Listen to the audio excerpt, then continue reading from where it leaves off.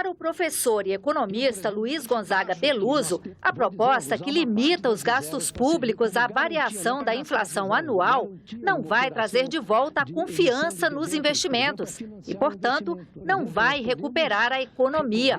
O funcionamento e a estrutura dessa economia, elas se fundam na capacidade de gasto, de investimento, consumo e do gasto público.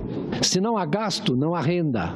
Já o professor do Instituto Brasileiro de Economia da Fundação Getúlio Vargas, Armando Castelar, que defende a medida, tem outra opinião. O país já gasta muito mais do que arrecada.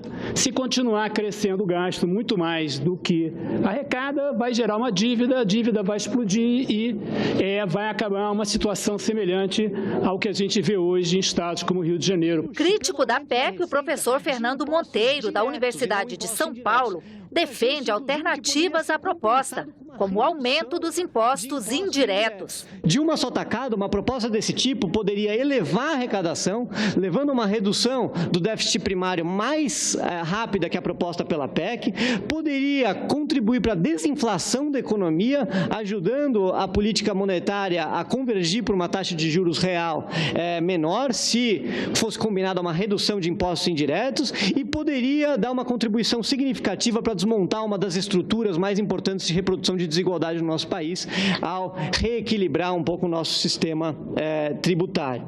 O secretário de Acompanhamento Econômico do Ministério da Fazenda diz que a saída não é aumentar impostos e que a PEC não vai cortar gastos, mas controlar o aumento das despesas. O ajuste fiscal também é gradual. O ajuste fiscal não tem nenhum grande corte de despesa. Ao contrário, o governo vai controlar o crescimento da despesa ao longo de 10 anos. O crescimento da despesa será baseado na inflação do ano anterior. Como a inflação está em queda, significa, inclusive, que nos primeiros anos nós ainda teremos um pequeno crescimento do gasto público real. As medidas previstas na PEC 55 não podem e não devem ser vistas como uma camisa de força, mas como exigência que as contas públicas devem vestir para atingirmos uma disciplina fiscal, o equilíbrio das finanças do governo e a retomada do nosso desenvolvimento.